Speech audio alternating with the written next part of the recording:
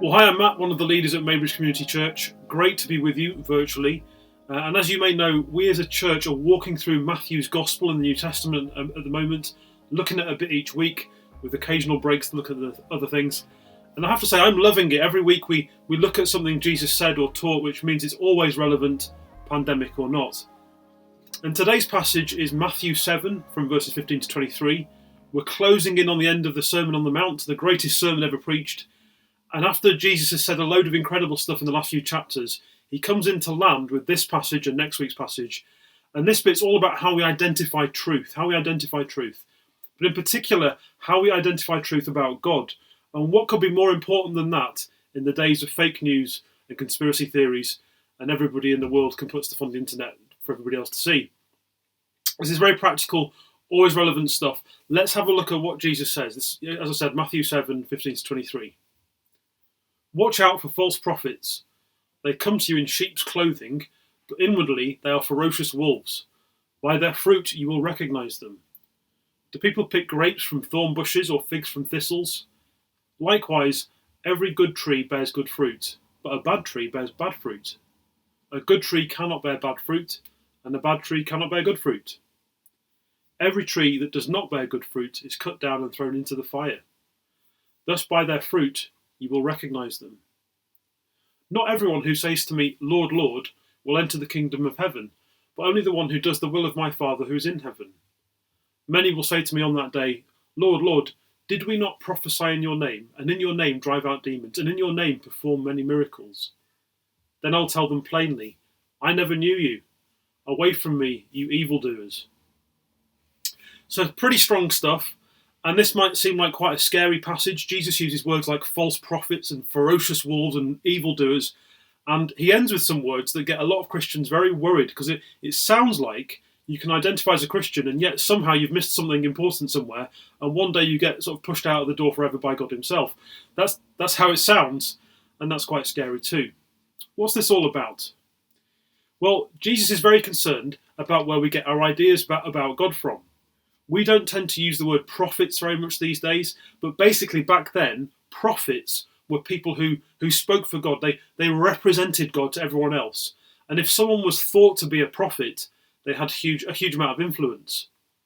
The equivalent these days may be church leaders, preachers, Bible teachers, maybe even bloggers and tweeters and Facebook posters. Anyone who in some way says to everybody, here's what God thinks. I know, here's what God thinks. As someone who is a church leader and presumes to teach the Bible myself, I take this very seriously. But what Jesus is saying in this passage is, you should too. You should too. Across this passage, he gives, I think, 3 tests, 3 criteria for how to watch out for false prophets. Now, you may be thinking, hold on, this sounds a bit weird. False prophets. I don't need to worry about that. I think for myself, I do my own research, nobody's going to fool me. But the thing is, in reality, even the most independent-minded person in the world is influenced by other people. We can't help it. When psychologists have researched this, it's pretty clear we are not as independent as we would like to believe. And often that's not a bad thing. We need each other so we don't go off in all sorts of random directions. But the thing that draws us to be influenced by other people aren't necessarily the right things. Jesus anticipates this. He says to everybody, there's a big crowd listening, he says to everybody, watch out who you allow to have influence in your life. They might sound good, they might look good, but be careful. They dress like sheep, all cuddly and no threat to anybody, but actually they're ferocious wolves. They'll eat you for breakfast if you don't watch out. So he gives us 3 tests. 2 of them seem more obvious, and 1 is less obvious, but it makes so much sense if you know what Jesus is all about. First test, what's the fruit? Half of what we read in this passage is about the fruit test, but it's summarised in 1 line. By their fruit, you'll recognise them. In the Bible, fruit is often a way of talking about somebody's good character. Jesus is saying, when someone is in front of you, speaking about God, looking to persuade you in a certain direction, before you rush to agree with them, look at the fruit. Look at their character. A good tree can't make bad fruit, and a bad tree can't make good fruit. You're not looking for a perfect tree, but a good tree. And the thing is, I think this is quite difficult. It sounds straightforward. Before you listen to what someone says about God, look at what they're really like. Okay, seems straightforward, but it's difficult. How do we define what a good tree is? If you go right back to the beginning of the Bible, in a sense, the big problem that humans have is we want to define what's good and bad ourselves. We want to be responsible for making those decisions. We don't really want God to do it. And so we will always be pulled towards looking at things through our own ideas of what's good and bad. Plus, our culture is constantly telling us some things are good, some things are bad, and a number of those things seem to change. So it's very confusing. How do you know? What's the fruit that you might be looking for? Really helpfully, the Bible gives us plenty of idea about what goodness looks like, but most specifically, in a book called Galatians, it actually defines the fruit that God is looking for, what he's talking about. It actually uses the word fruit. And in the list it says these things: love, joy, peace, patience, kindness, goodness, faithfulness, gentleness, and self-control.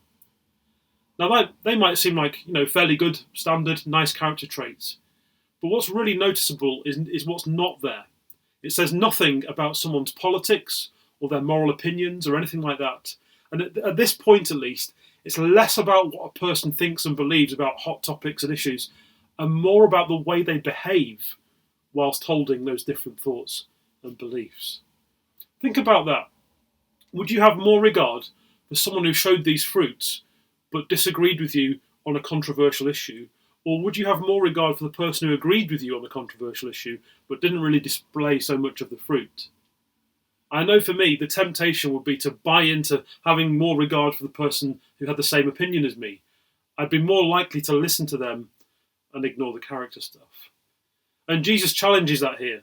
Look for the fruit. And we should say too, the assumption is that you know what this person is like, which these days is quite hard. And we read stuff online, we watch stuff online from all over the world, and we often have no idea what the person is actually like in real life. To me, this is a reminder that the way that Jesus understands church is it's a local, relational community where you can know what someone's like. It's great to pick up stuff from around the planet. I listen to podcasts, I read books from all over the place. But the assumption is that you have influences in terms of people who live where you live and where you can see up close whether there is fruit or not. This passage was originally written in Greek, and one translation of it, The Message by Eugene Peterson, puts it like this. He says, "Be wary of false teachers who smile a lot, dripping with practiced sincerity. Chances are they're out to rip you off some way or other. Don't be impressed with charisma, look for character. Who preachers are is the main thing, not what they say. A genuine leader will never exploit your emotions or your pocketbook. These diseased trees with their bad apples are going to be chopped down and burned." I'm really glad that as a preacher I don't have any charisma to exploit for the wrong purposes. But seriously, this is a very convicting and serious way of getting this passage across. In recent decades, there's been a huge growth in what's known as the prosperity gospel. Sometimes it's called the health and wealth movement. And basically, this is people who say things like, well, if you really trust God, you will be healed from that problem that you've got. Or they'll say, if you give to God's work, you'll get some money back in return, probably even more money. And it's very easy to see why messages like that are appealing. I'd love to be healed and have more money. Who's against that? The thing is, often the people who proclaim these messages are themselves very well off. It was in the news a few years ago about an American preacher who was asking his congregation, many of whom were actually very poor, to give to the church in order to fund his second private jet. Why you would need two private jets, I have no idea. I think I could probably make do with one personally. But this guy told the church, if you give to this, God will give back to you. People like him are well off because they're telling people something they want to hear and they've worked out how to make money from it. I very much doubt they're genuine followers of Jesus. They're more like wolves clothed as sheep. They're bad trees, not good ones. But I'm very conscious, as the person that most often teaches the Bible in our church context, don't listen to me just because I might come across as having some confidence, or I might come across like I've read a few books or something. These are not reasons to listen to what I say. And if I say something and you like it, that doesn't necessarily mean it's true. Doesn't mean it's wrong either, hopefully. But the point is, use your discernment. Measure what you hear and who you allow to influence you by the fruit in their life. Character is always king. That's the first test. The second test, what's the content? The fruit is very important, but of course the content of the message is important too. Jesus says, "Not everyone who says to me, 'Lord, Lord,' will enter the kingdom of heaven, but only the one who does the will of my Father who is in heaven." In Jewish culture, doing God's will and teaching God's will were very, very closely linked, pretty much inseparable. We live in a culture where you can say that you believe one thing, but you can do something entirely different. And there's not really a big problem there. For first century Jews, what you believed and the way that you behaved could not be separated. So if you were to say, I totally believe it's better to eat healthy food, we should do that, but then you ate junk food every day, a person in our culture might go, no, that's a little bit inconsistent. But a first century Jew would say, don't tell me you believe in healthy eating, that's a load of rubbish. Clearly you don't, it's obvious in your choices. It would be far more black and white. In this context, where Jesus is talking about the dangers of false prophets, he's already pointed at the importance of fruit, of good character. Now he's talking about the content of what someone teaches. Someone who does the will of the Father is someone whose teaching lines up with his own. Someone who constantly says and does things God's way, and there's no disparity. That's the second measure. That's the way to watch out. Does this teaching match up with what Jesus teaches? Now, to do that well, obviously, you need to have some idea of what Jesus teaches. One of the reasons we're spending a long time as a church walking through the Gospel of Matthew is so that every week we are bumping into stuff that Jesus teaches and says on all manner of things. Nobody teaches as well as Jesus or with the insight of Jesus, but we can ask, are they teaching the same ways as Jesus? That's the big question. I remember once hearing Tom Wright, who was the Bishop of Durham. He's one of the most respected and renowned Bible scholars in the world, very, very bright guy. And he said, I reckon about a third of what I teach is wrong. I just don't know which third. Which I think is incredibly humble. If he gets a third wrong, I have no idea how far off the rest of us must be. Nobody gets all this right. And if someone makes a slip of the tongue or says something that's a bit off base or that simply we don't like, we don't need to come down on them like a ton of bricks. But we should ask, do we see this intention and a desire to teach in the ways of Jesus? We also need to remember some things are debated by well-meaning and well-informed Christians, and it's okay to disagree on many things without being written off completely. Followers of Jesus think differently about things like how churches should be led and what the point of communion is and whether children should be baptized and many other things. So we should have some humility, but there are plenty of things that Jesus teaches or the Bible teaches about him that are very clear and serve as a great measure for whether somebody is serious about following him and teaching others the same. In churches like ours, which we have a pretty high emphasis on the Bible, we like the Bible, we're more likely to pull away from those who we think are too liberal, who we think move too far to the left, so to speak. And I think we're right to do that. When the teaching of Jesus or the identity of Jesus as the Son of God is denied, we should pull back. But at the same time, it's also possible to move away from the ways of Jesus by being too conservative, too far to the right, putting expectations and restrictions on people that he doesn't. That's just as bad in a different way. And because of human nature, we're probably tempted to think of everybody else as too far to the left or too far to the right, while we ourselves represent measured good sense somewhere in the middle. So the question is, what is so core to Christian belief that it's not up for grabs? What's ground zero for us? An excellent researcher and theologian called Norman Geisler did a study a few years ago on historical Christian beliefs. And his aim was to figure out what is common to the beliefs of Christians all through history, all around the world. Of course, there's loads of things people will disagree on, but what's really not negotiable for it to still be Christianity? And he came up with this little list, which I think is very helpful. This is all rooted in stuff in the Bible, and it's common to Christians in all times and places. And he said it like this. These are the core things that Christians believe. I am a sinner. I get things wrong. I'm imperfect. There's one God. Jesus is fully God. Jesus is also fully human. Jesus died for my sins. Jesus rose from the dead. I need to put my faith in him, and I'm saved by grace. I'm saved by what he did, not what I do. Now, if in doubt, compare what you're hearing to this as a starting point. These are not the only things that are true about God by any stretch, but it's a pretty good summary of the core things. There is loads of stuff out there these days, especially with social media being in the world now, that sounds good, stuff that looks polished, but is completely at odds with what Jesus' followers have believed for 2,000 years. Sometimes the wolves wear sheep's clothing. Practically speaking, a good question when you hear someone talking about God, preaching, blogging, whatever it may be, is to ask yourself, what exactly are they teaching? What was the main message there?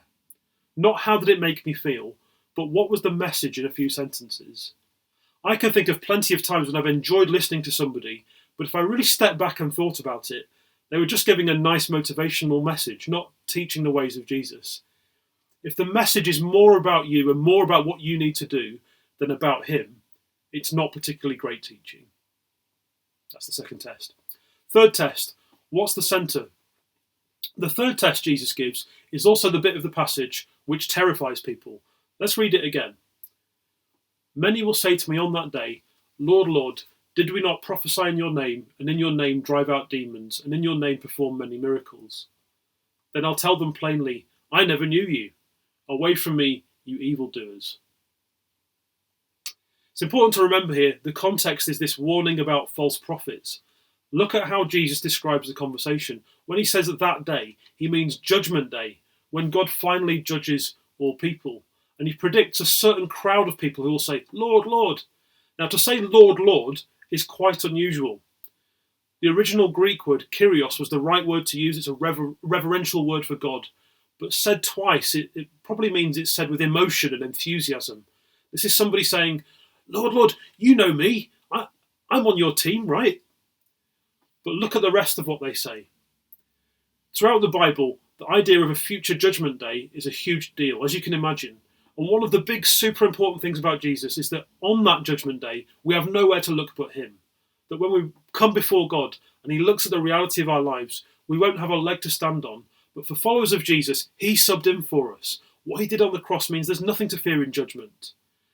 But anyone who understands that immediately knows there is no reason to have any pride whatsoever before God. It's completely pointless and ridiculous. The people Jesus talks about here, though, after saying, Lord, Lord, don't on judgment day look to him.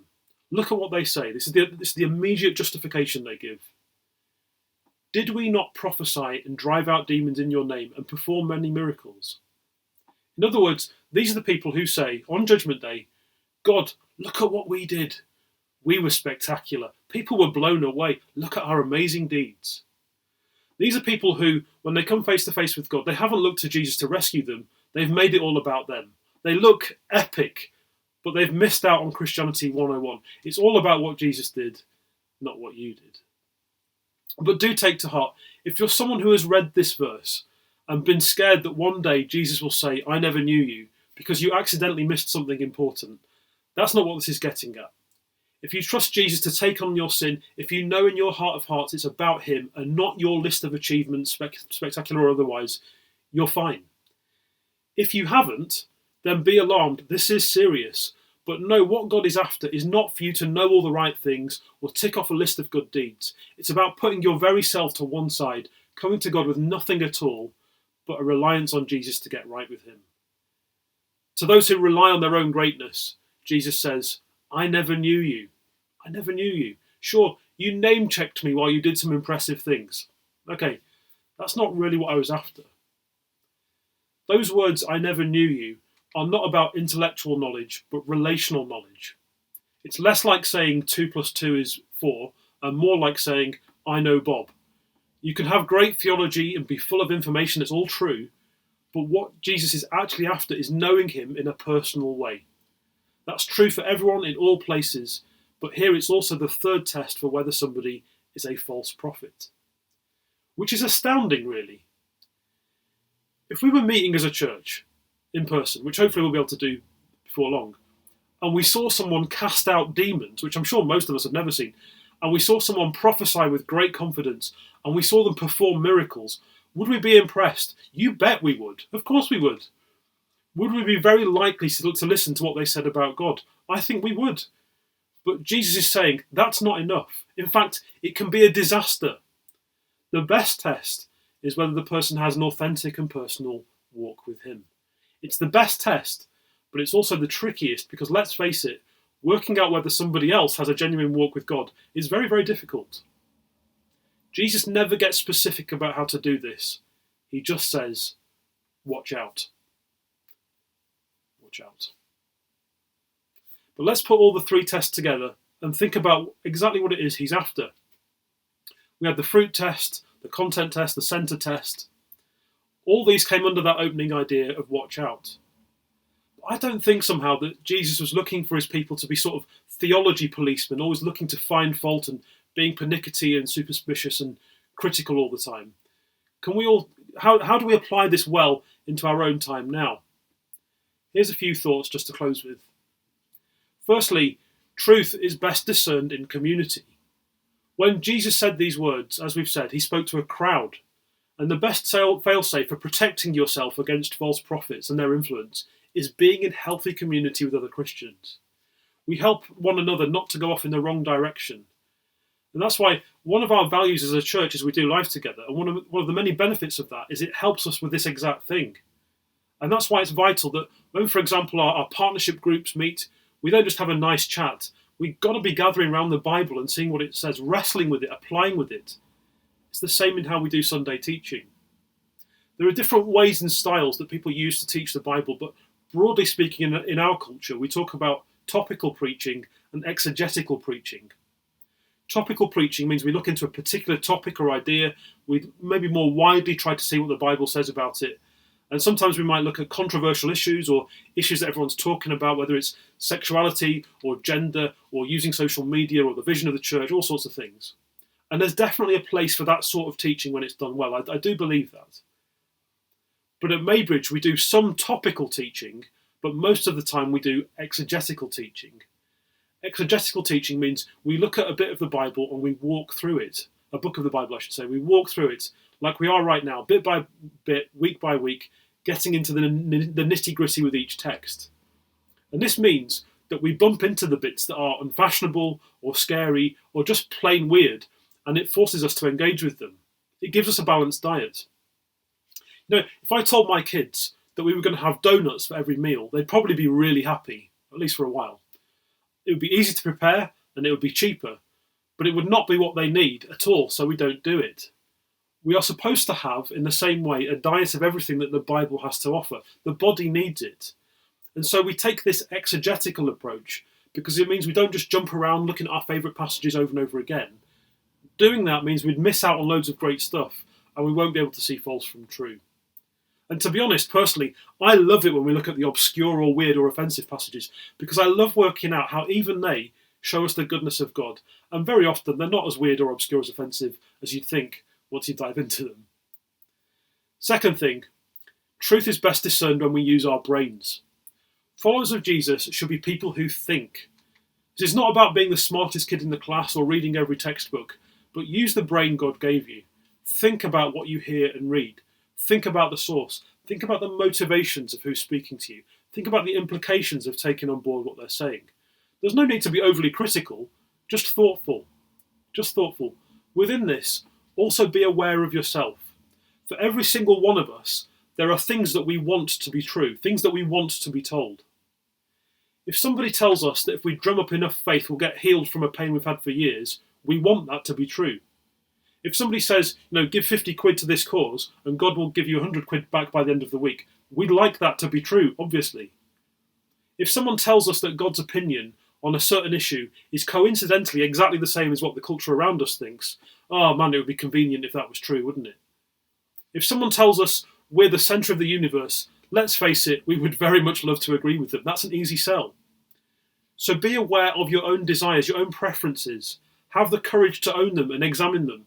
It will help you work out what's true and what's actually just appealing to you because of your situation and your personality. Why not, if you've got the time and space at the moment, take on a bit of a project. Do some study and research into something in the Bible, something that you don't normally think about, or maybe something you've avoided thinking about, something you don't like in the Bible, and wrestle with it, talk about it, read about it. Whatever God says is always for the good of people. Sometimes we just need to make the extra bit of effort to work out exactly how it's good and what it is that he's saying. Third and final thought on this: truth is best discerned when we defer to Jesus. We are surrounded by influences that tell us all sorts of things, often conflicting things for all sorts of reasons. Companies want our money. Politicians want our allegiance. Maybe religious leaders even want our compliance.